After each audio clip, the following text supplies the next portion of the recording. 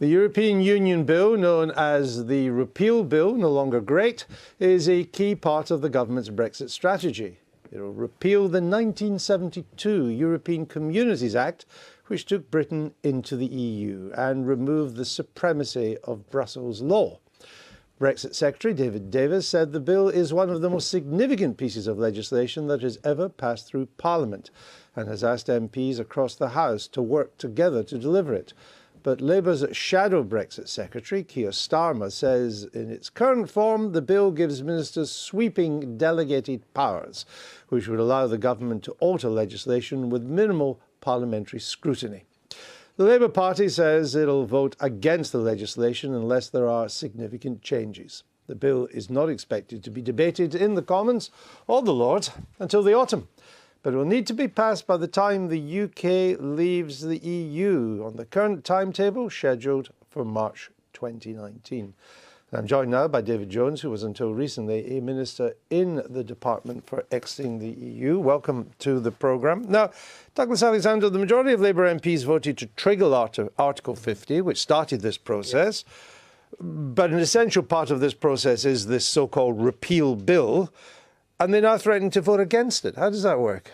Because they accept the principle that Britain will leave the European Union, but they're not convinced by what, by David Davis's reckoning, is one of the most important pieces of legislation to come before the Commons in many decades.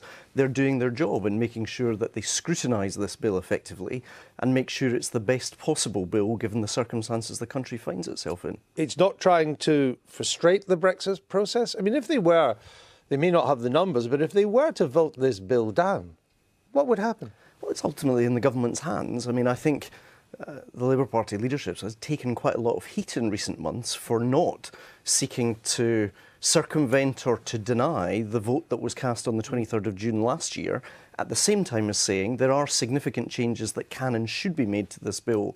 For example, the Henry VIII powers, the way devolution is treated. There are very significant principles embedded in this legislation which deserve to be scrutinised by Parliament. It makes it a lot more difficult if you're going to face guerrilla war from the Labour Party now, doesn't it, given it's a hung parliament? It does, and I think that the point is that the Labour Party supported the notification of withdrawal bill, which of course was the legislation that led to triggering Article 50, and having done that, I think that they've got a duty to act positively towards this bill and not seek to frustrate it. I think Douglas but they're right to, I mean, their job as the opposition, their job is to scrutinise it, and they don't need to accept everything. They may accept the principle. I heard a Labour spokesman this morning saying they do.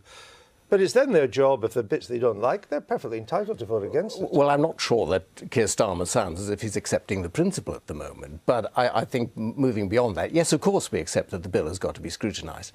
And I think that one of the most positive things recently was the House of Lords Constitution Committee report, which actually suggested a way forward in terms of scrutiny. I think that's a really good basis for going forward, having, for example, joint committees of both houses scrutinising the legislation before each clause is put forward, and I think that that's a really good basis for discussion. The shadow Brexit minister has, quote, put the government on notice. The leader of the Liberal Democrats, still for a while, says the repeal bill will, quote, be hell. You must be glad you're not in that department anymore. Well, there are compensations not being in the department. This sounds like trench warfare, doesn't it? I think that the comments of Tim Farron are really, frankly, ridiculous to suggest that the process is going to be hell. I fully accept that politicians on all sides are going to have to scrutinise this, and there'll be Conservative colleagues who want to do that too. But to talk in terms of, as he is effectively wrecking it, I think is very irresponsible. Should Labour vote against the second reading of it? I mean, I can see why in committee or in, I don't know, it's going to be a separate committee or done on the floor of the House, that they will put lots of amendments and the things that they're entitled to vote against. But should they vote against the second reading? I think that largely depends on what kind of commitments the ministers give in the course of the second reading debate. I think it's regrettable, frankly, the bill wasn't published in draft so that there could be pre-legislative scrutiny, because a lot of these issues could have been resolved if there was a pre-legislative draft produced. That scrutiny is now going to happen in the course of the passage in Parliament. The government says it's ready to listen on Brexit. David Davis says MPs must work together. The Prime Minister keeps on asking the Labour Party for ideas and so on. But where has the government given concessions on this? Well, we haven't seen the bill yet. The bill has not yet been published. But the point is, it could have given concessions to incorporate it in the bill, and we have no indication that that's the case. Well, as I say, so far the bill has not yet been published, but I mean, clearly the government have made it clear that they're very happy and indeed anxious to discuss the way forward with other parties. The Prime Minister couldn't have been clearer. This issue of these so-called Henry VIII powers, which means that you can alter legislation, the government can, by a statutory instrument rather than legislation.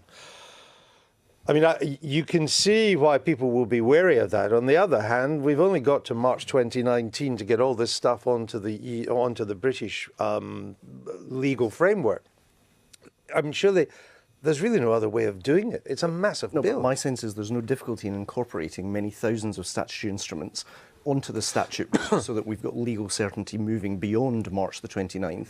The question is, has the government in this bill given adequate assurance that there won't be a continuing capability for very significant pieces of legislation to be amended by statutory instrument, thereby, if you like, enabling not taking back control by Parliament, but actually a loss of parliamentary scrutiny. Because the executive would Because do the this executive, rather than the Parliament, has that ongoing power. What do you say to that? Well, I think it's very clear that the bill will have a sunset clause. In other words, those powers can't be exercised indefinitely. Again, I return to the suggestions of the House of Lords Constitution Committee, which is that we should have pre-legislative scrutiny, that the power should be exercised only on certain terms. Right, well, I'm glad you brought up for the second time the Lords report on this, because they said the repeal bill will, quote, involve massive transfer of legislative competence from Parliament to government. It could potentially. Well, they said it will. And that is why the scrutiny process is so important. The suggestion by the House of Lords Committee was that there should be joint committees looking at the legislation before it came through. And they also suggested constraining the powers by applying it only to the extent necessary to correct the British statute book and also to ensure that anything that was agreed during the negotiation process could also be incorporated. And I think that the government would be willing to listen to those proposals. The head of the National Audit Office, an impartial, highly respected civil servant, he says the government's Brexit strategy is in danger, quote, of falling apart like a chocolate orange.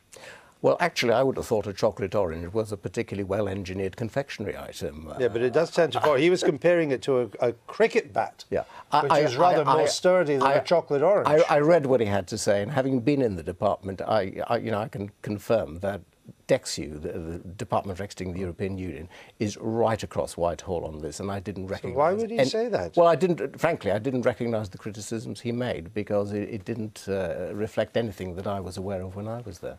The Labour Party, Douglas Alexander, now says it wants to incorporate the European Charter of Fundamental Rights into UK law, not the European Court based in Strasbourg, but the European Charter of Fundamental Rights. Yet this was the charter which, in power, Labour said would have no more significance than the Beano and wouldn't really involve Britain.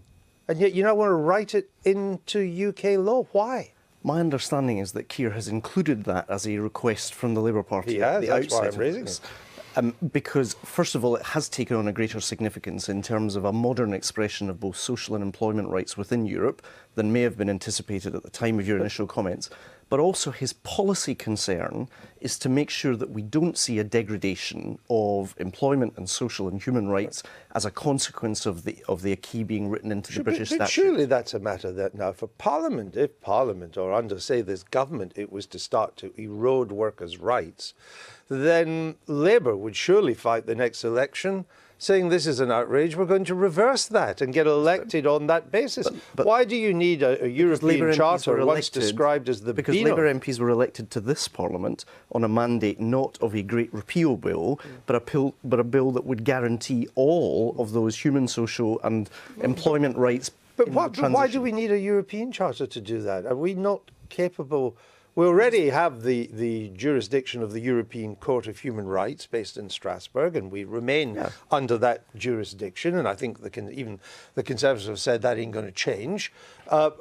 Parliament becomes sovereign in these matters. We elect Parliament. why do we need a European charter? For example, you've already had Philip Hammond, an increasingly influential Chancellor of the Exchequer, threatening the spectre of a kind of North Atlantic Singapore, where employment rights, for example, would be reduced as a consequence of a changed But economic that would be a model. matter of democratic... If the country voted to go that way, fine, and in the unlikely event, I would suggest, if it doesn't, you can stop that. But the country has voted for Labour MPs to go that way. Why give all this power to lawyers? You don't trust politicians? Well, ultimately, Parliament is the forum in which these matters are going to be determined, and Keir Starmer's doing his job. Well, the Charter of Fundamental Rights is, in effect, a signposting measure, and it refers to underlying rights. Now, those underlying rights will not be affected in any way by this legislation. They will remain there.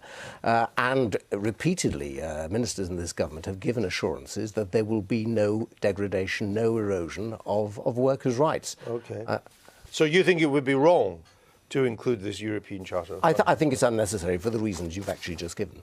All right, we shall see. And we'll see whether it's a red line, or it'll be interesting on that.